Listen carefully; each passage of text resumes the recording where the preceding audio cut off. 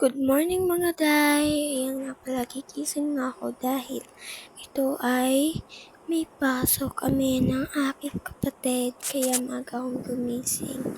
Saset up ko muna yung camera. Wait. At ayan na nga, naset up ko na. Yan, liligpitin ko na yung hinigaan namin ng kapatid ko. Kaya let's go! Ang una ko na nga pala siyang niligpit, mga tay, ang aming kumot na gusot. Ay, charis, hindi siya gusot. Yung napaka-hirap tiklopin dahil sa kapal. At kitang-kita nyo naman yung una namin dyan, guys. Napakakalat, tas yung mga punda is natatagkal na kasi yung zipper ng punda na yan ay ano nga to? Sira na. So, mahilig talaga tayo. Mahirap na kasi yung punta namin kapag inilalagay yung mga unan. Kaya yan na. Pagkatapos ko dyan sa kumot, yung mga unan naman, kinuha isa-isa at ipinatong ko dyan. And di nyo kita dahil ayan na, nataggal na. Sinasabi na nga ba eh. Diba? Mahirap talaga kapag natataggal ang punda. Kaya kayo guys, pumili na kagad kayo ng bago punda. Kami sa susunod na. Kaya, ay, Porda, go! Putik ko, ginayaman naman yan. Charis. Unang vlog namin to ni Happy! At yun na nga guys, ang aming higa naman. Yan, ilisiksik ko lang yun dyan sa gilid ng aming upuan. Tapos kitang-kita nyo, gulong-gulo yung carpet ng upuan namin. Kaya liligpitin ko yan. So, hindi siya carpet pala. Yung para siyang pumot na nilagay lang namin. Pero maganda. Babay sa sofa namin. So, yan. Ibinaliktad ko na lang kasi para kita lahat. Ay, hindi ganun.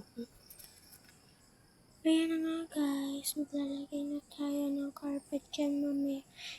Iipod ko muna yung sofa dyan. Kaya, samahan niyo ko. Charis!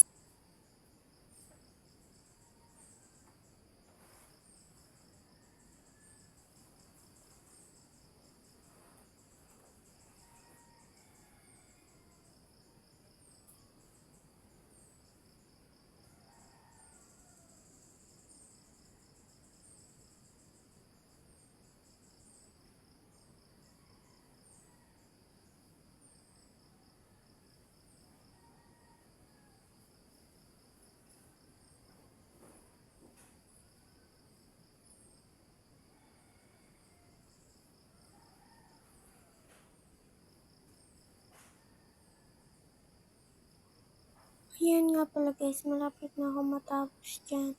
And pagkatapos ko dyan, titignan ko na yung sinaing.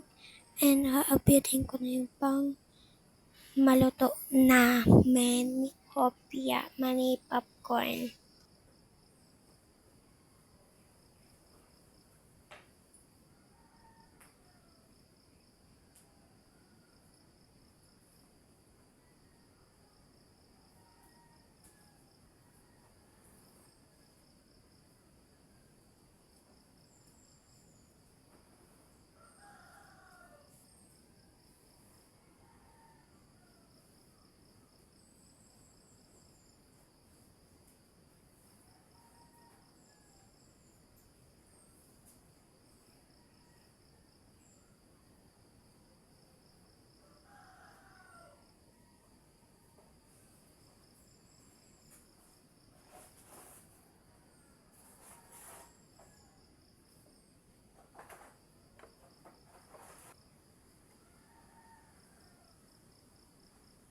At ayan na nga pala mga guys, nasa kitchen na po ang auntie nyo.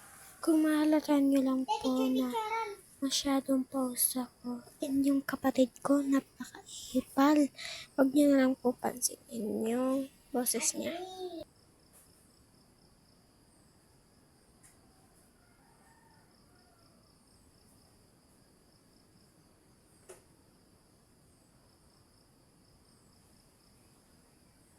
Ayan na nga pala po. Ako'y magwawalis na